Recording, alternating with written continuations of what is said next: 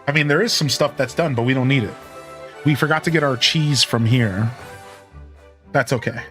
We're not stressed out. That's fine. No cheese for us, I guess.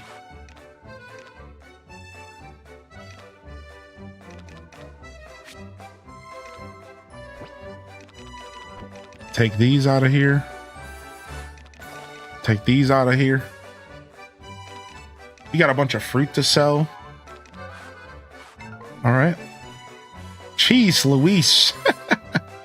Check stock.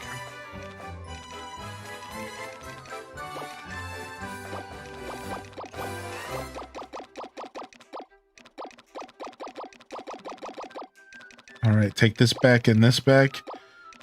And let's just organize this. All right, we have enough space for a couple sticks and stuff. We only need 2 stacks of sticks and stuff. I think we'll be fine. So we're gonna grab just a stack of weeds, 2 stacks of weeds. Yo, thanks for the gifted sub to Violet, Detective Rach. Welcome to the show, Violet. Officially, welcome in here. Hope you enjoy my emote collection. Yeah, we're selling some weed. We got a pretty nice collection. I hope you enjoy. All right, we're gonna try to sell this mayo because we have big stacks of it. Anything that we have big stacks of actually are gonna be nice to front load.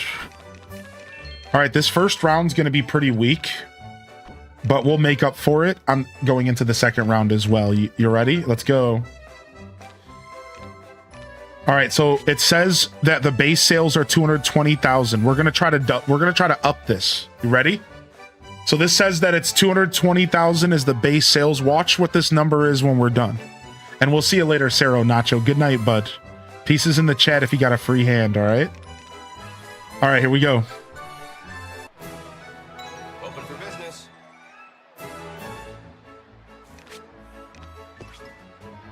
All right, bell cancel. All right, bell cancel. So the bell cancel makes it to where we can move faster. If you wait till the whole end of the bell, it takes forever. But if you jump a little bit, you can do what I call bell canceling. Way cool. So you ring the bell, then you jump, and it saves a bunch of time. So our whole goal is to get the top left of the screen to fill up 5 times. The bar, 5 times. So that bar, we already got 2 of them.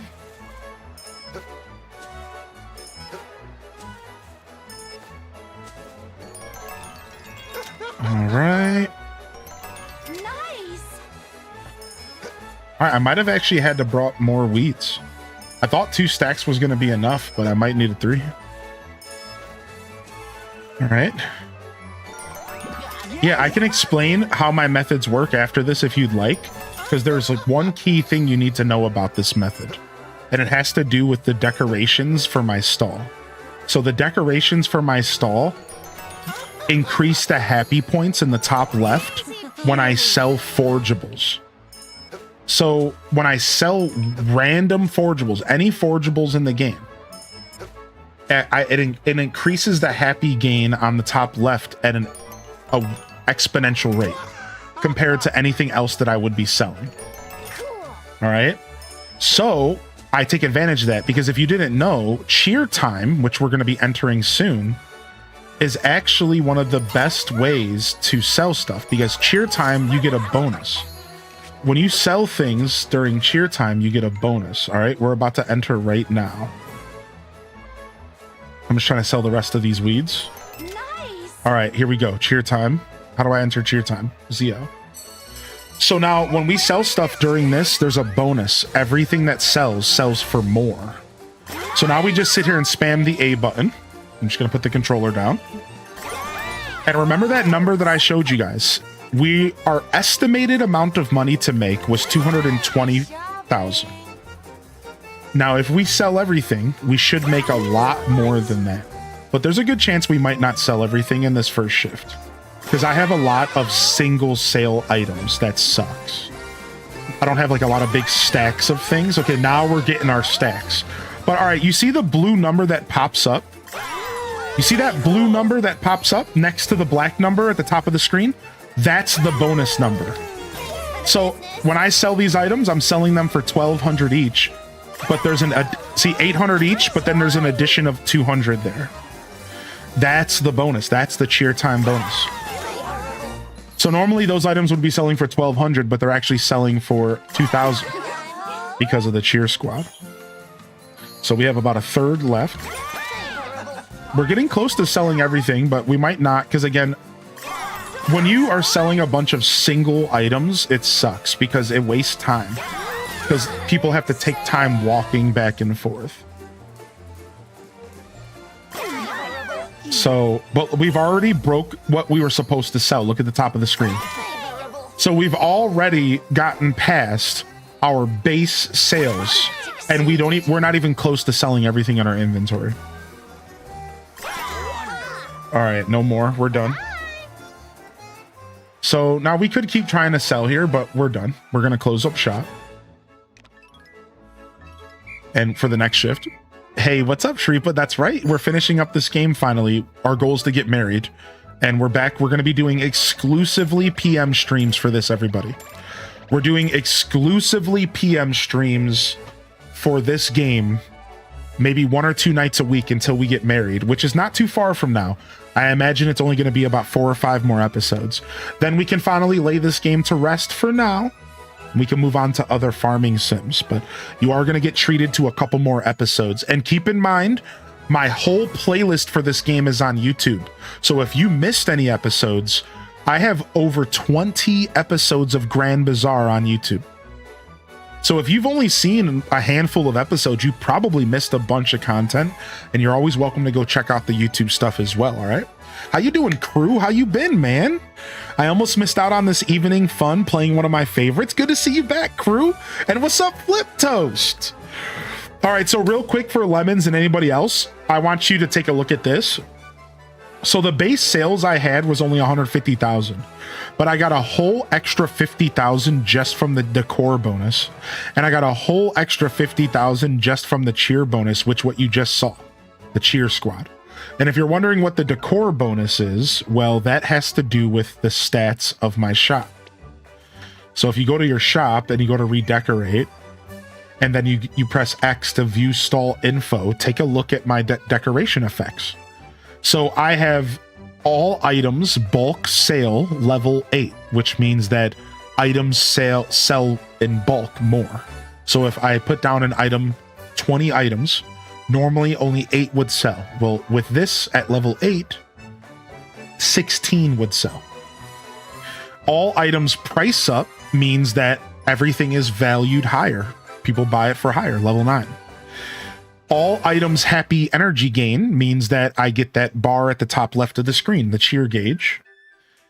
Big spenders up means level 3 means more big spenders will show up in town and buy stuff. Freshness up means that it'll boost the freshness of anything I'm selling. So if I'm selling stuff that's like really poor quality, it'll go up by 3 levels or whatever level 3 means. And then last but not least, quality up, which means, again, if I'm selling something at a 5-star and I have max 3, that means it might go up to like a 5.5 star or a 6-star. All right. So, and then here's the key, the tent series effects. Look at happy energy gain, cheer gauge gain, price up. You see this?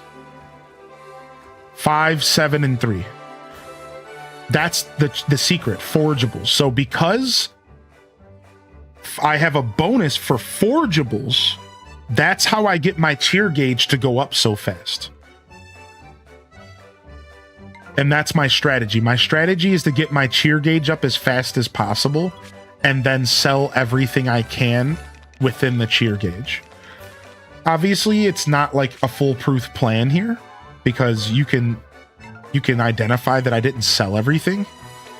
So that's kind of my bad because I should have brought more weeds and more random wood to boost my cheer gauge again. I just didn't realize I needed more. So now we know better, and we're going to go ahead and put this stuff into the bottom right. Placement does matter. And let's grab one more stack. We just need 2 more, maybe. Now, the problem is that this cuts into the room for everything else. So now there's lots of different ways you could go about this strategy, because there's also other forageables. Like, I could be putting a whole stacks of mushrooms in there. Stacks of flowers, I think, count. So there's lots of different ways to go about this. You could also like build yourself a whole decoration kit for farming items and then sell a bunch of corn and stuff. Like, that's why this game is so cool, because it's open to a bunch of different styles of gameplay. Like, if I were smarter, or maybe if I had more energy, what I could do is I could switch my setup to a farming setup, and I could sell my stacks of tea leaves at a higher quality or at a higher value. And that could really, I could set my whole operation up around these tea leaves because I have so many of them.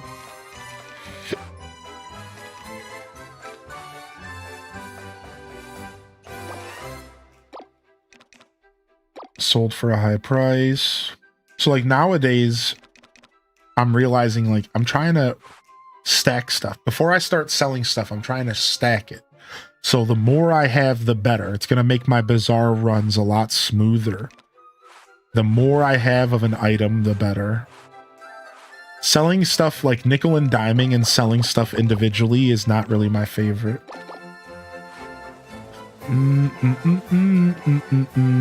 How you doing today outside the internet issues? Staying cool? Yeah, everything's okay. I'm doing well. How about you, man? Yeah, thank you for asking. Everything is chill. Everything is very chill. Let's go ahead and throw one of these. No, this is okay. I think we're good here.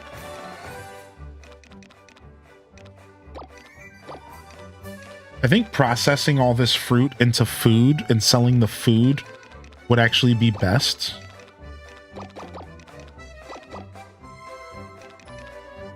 So I'm going to hold on to the fruit. What's up, dude? How you been, Lynx? Good to see you in the chat, Lynx, man. Boom, boom, boom, boom, boom, boom, boom, boom, boom, boom. All right. We're all ready for the next run. I'm going to grab another stack of tea leaves. Even though I need to grow more tea leaves, I'd like to keep a couple stacks for summer and see if there's something I can do with that. We'll keep a stack. What time is it for you? Exclamation point time, but it's 9:30 p.m. for me. So I haven't actually been running my night streams this late in a long time. Usually my night streams end around 9, but we started a little late today. We are here for the nightcap vibes. We're here for the nightcap vibes. We're nightcapping. I forgot to upgrade my bazaar rank. Oops. We gotta go upgrade our bazaar rank. I keep forgetting. Dude, I can't believe I didn't upgrade my bazaar again. Oops. All right, I guess I'm gonna buy the horseback foraging technique. I've been hesitating to purchase it. I should have read how that works. Oops. Some adult swims. Yeah, we haven't had an adult swim in a little while. All right, we're gonna buy the mountain box.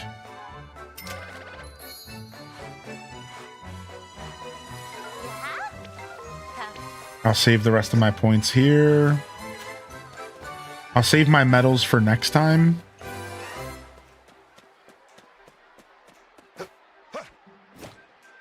Anything else I need to purchase? I think we're good. Please take a look.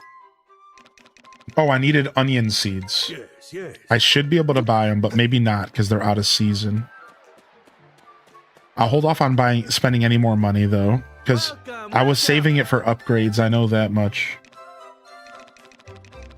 No onion seeds to be found. You son of a...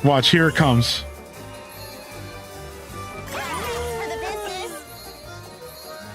It's coming up soon.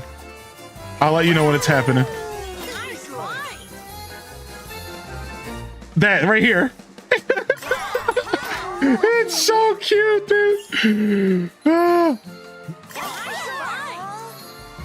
All right, we might sell out. I don't think we will. No, we're not gonna sell out, but we're gonna get close. Life's been kind of mad, but I'm making it. I do lurk sometimes, but I ain't got social energy anymore to chat. How you been? I'm doing well, Lynx, man. Thank you. And never worry about chatting. It's nice to know that you pop in sometimes still, but never any pressure to be here. Never any pressure to tune in, dude. Thank you, Becca Lee, for 8. Dude, this old lady takes forever. You better move faster. Wow, we might sell out. We might actually sell out because of the cheer time extends. We're getting close. Come on, move faster, lady.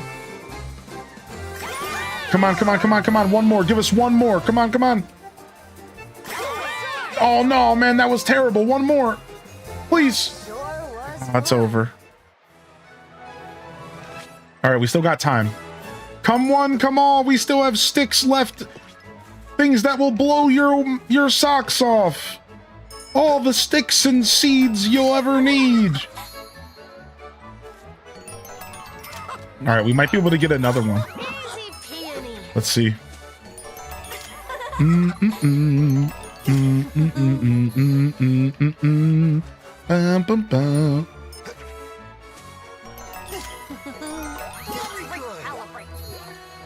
So trash?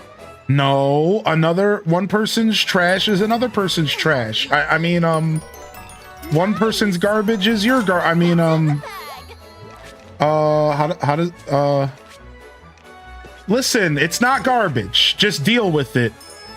It's I don't want to talk about it.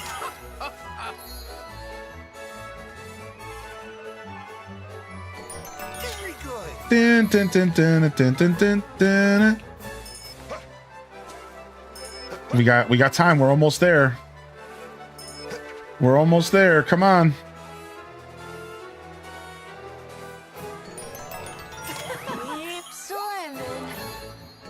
How lovely. We're close. Ooh, lovely. I think we're gonna get another cheer time, full level 5. That's what we want. Wonderful. We got it. Cheer squad! Give us more dances. Dun, dun, dun, dun, dun, dun, dun, dun, dun, dun. Bum, bum, bum, bum, bum, bum, bum, bum, bum, bum. Anyone here know how to erase an Omega Ruby save? I don't know. Sometimes Pokemon games make it pretty difficult, though.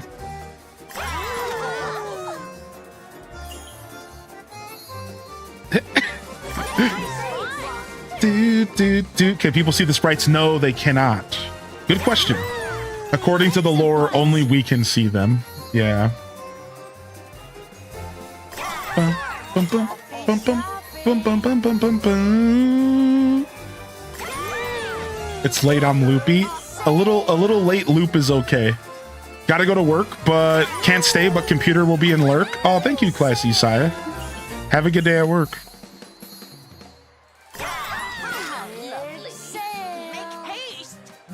Only the purest of capitalistic souls can see them. I like that. Dude, we have so many tea leaves that, like, we could sell tea leaves for the rest of our life. Like, we're still selling tea leaves. It's crazy. We just made like 300,000 off of tea leaves alone. It's crazy. Later, bud. We didn't sell out, but we got close. Let's close up shop. Let's close up shop. We're done. Nice. What's up, Calico? Nice. Not bad. Not a bad run, dude. Over 500,000. Pretty casual gameplay. Pretty casual gameplay. Over 500. Not bad. We'll see you later, Counterintuitive. Are there any other shop management games you're into? Moonlighter. And I'm waiting to play Moonlighter 2 again once it's further along. I did play Moonlighter 2 a little bit, though.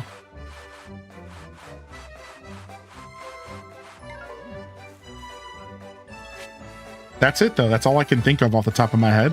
There might be something else that has like a similar mechanic that I'm just not thinking of. But Moonlighter for sure. You know what? A Wonderful Life. But it's just one little mechanic. Like in A Wonderful Life, you can go and set up a shop every day and you can like sell your products to the townsfolk directly instead of using the shipping bin. And it's always it's like one of my favorite features of that game. So I think that's an honorable mention as well.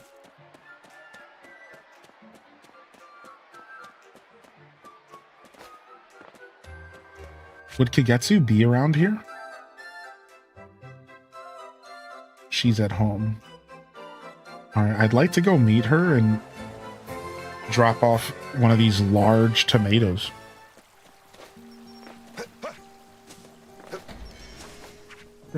Recettears? I've never heard of that.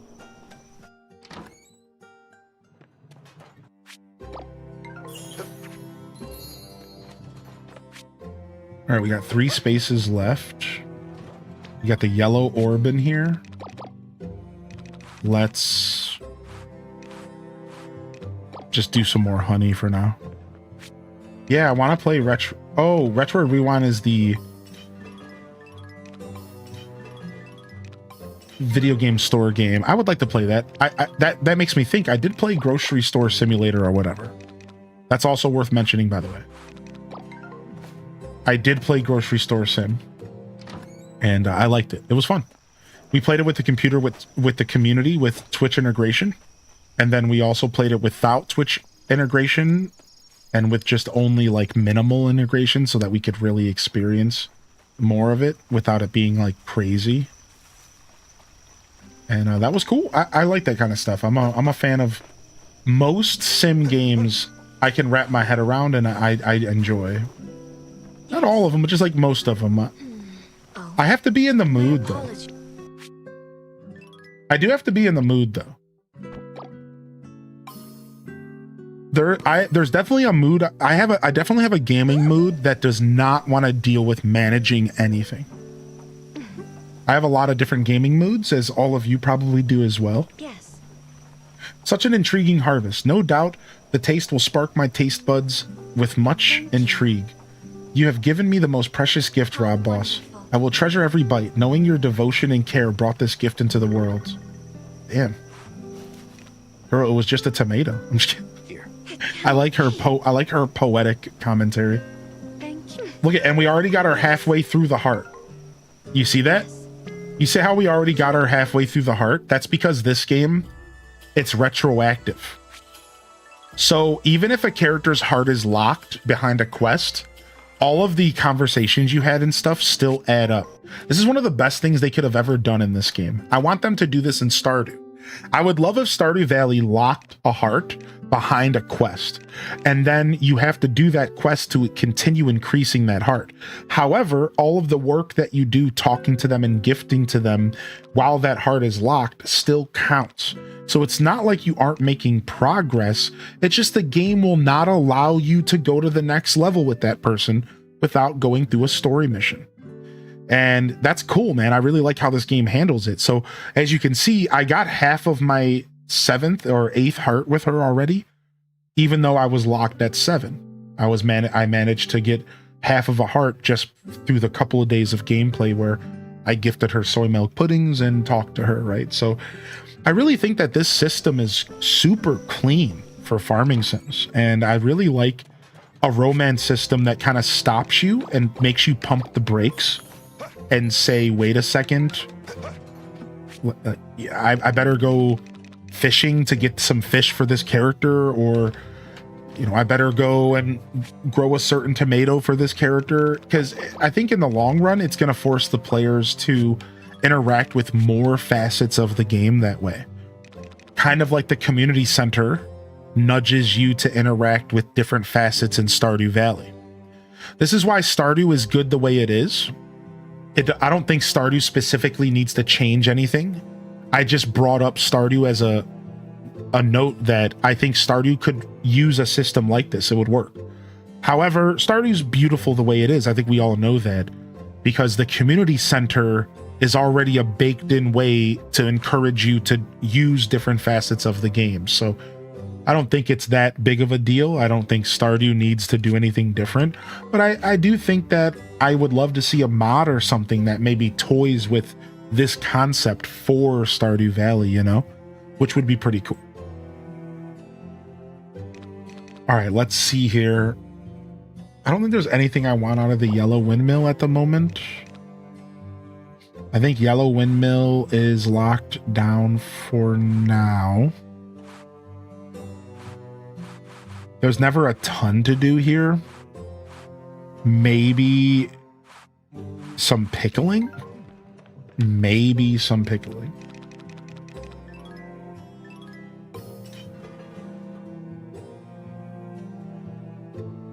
And even then, I'm going to be pickling stuff without the yellow stone, which feels like I'm just missing money. But at some point, I have to stop crutching on the yellow stone. And I really do need to just start processing stuff. The Yellowstone is just such a good crutch. Like, it just works too well, man.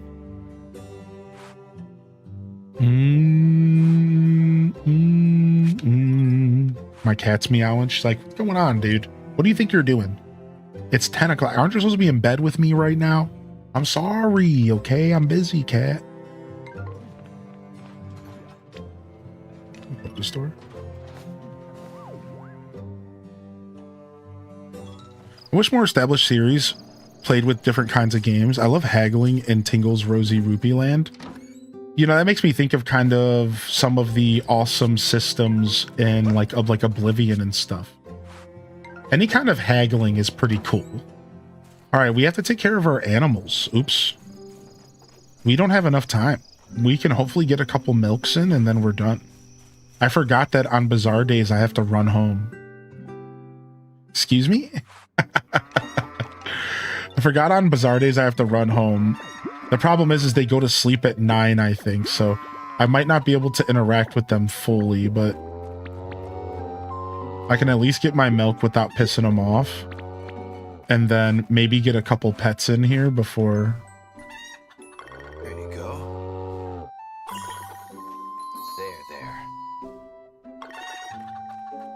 There.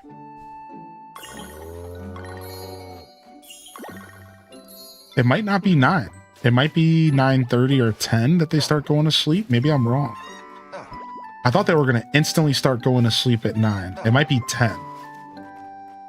So we might have a little bit more time than I thought. There you go. Boom, boom, boom. Not that an hour in this game, you know, is anything. Like, a single hour in this game is nothing, but at least, you know, we're able to get a little bit more love in here. All right. It's so funny when they're like, why aren't you in bed? Yeah. Or like, she'll go to bed ahead of me because she knows that I'm going to be going to bed, and she'll just like go to my bedroom and wait for me, kind of. And then I'll eventually come to bed and she doesn't have to worry about where I'm going to end up. Because you know, as a cat, she likes to settle in. And when she doesn't know where I'm going to end up, I could tell it's annoying. So she doesn't want to settle in the living room. And then if I go in the living room and watch TV before bed, then all of a sudden she comes out to the living room. Right. And then I decide to get up and go to bed. And then she's like, well, frick, dude, I just got comfortable out here. So she's learned. And recently she's been really making a point, no matter what, around 9 or 10 p.m., she just goes to my bedroom. Because she knows that no matter what, I'm going to end up there eventually, even if I'm like bopping around the house a little bit. So she knows that like that's the place where she can for sure get comfortable, and I will end up there, you know, because I don't sleep on my couch. So yeah, she's so funny like that. She's super silly. She's super silly. All right.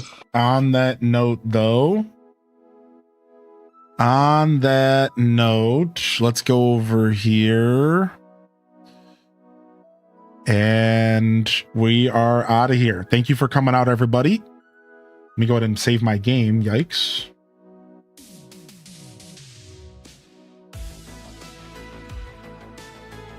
I was just standing there letting the time tick away.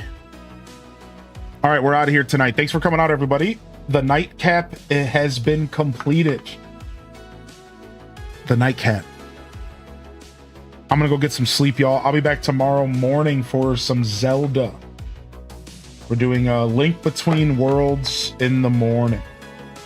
So I'll be back. I'll see y'all in a couple hours. Thank you for coming out. Hope y'all have a wonderful rest of your night.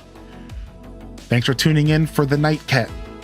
We'll have some more Grand Bazaar probably next week. Maybe as soon as Saturday or Sunday night, but probably next week. Because I got some night stream plans tomorrow for some Mario Party Jamboree. So if you guys like this time slot, come on by again tomorrow night. Mario Party night. We're going to just be chilling, relaxing, and playing some party. You can either join us or just come watch for the shenanigans. And then Saturday morning, we're doing some more community games, more Mario Party. So choose your poison, pick wherever you want to come and hang out. Maybe come visit both streams, Friday night and Saturday morning, if you ain't busy. Let's go ahead and find ourselves a quick raid, and then we're going to get out of here. I don't get to raid at this time too often. So if we could get some raid messages here, I got you. Here's one for the subs. Here's one for the non-subs. And we're going to do a raid here. So on that note, this is Highly in Descent, signing off from another wonderful Hyrule Gaming Group production. If I don't see y'all here tomorrow for the Friday show, I'll see you when I see you, fam. Don't forget to game on. And of course, as always, peace. Wrap it up and on to the next episode. Peace.